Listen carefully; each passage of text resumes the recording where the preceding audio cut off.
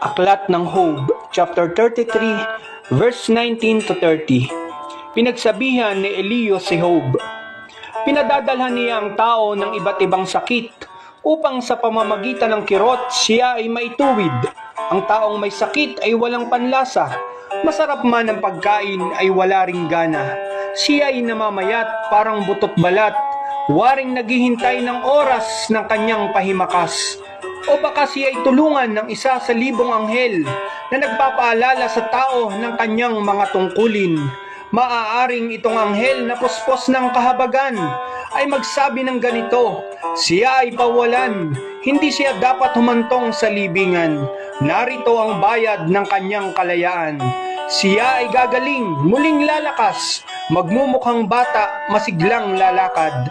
Ang kanyang dalangi, diringgin ng Diyos. Ang pagsamba niya sa puso ay taos. Muli siyang ilalagay sa katayuang namumukod. Sasabihin niya sa madla, sa Diyos ako'y nagkasala. Walang matuwid na nagawa, gayon may pinatawad niya. Hindi pa itinulot na siya'y mamatay. Magpahanggang ngayon, siya'y nabubuhay. Hindi miminsang ginawa ng Diyos na iligtas ang tao sa pagkakalugmok. At ang buhay nito'y puspusin ng lugod.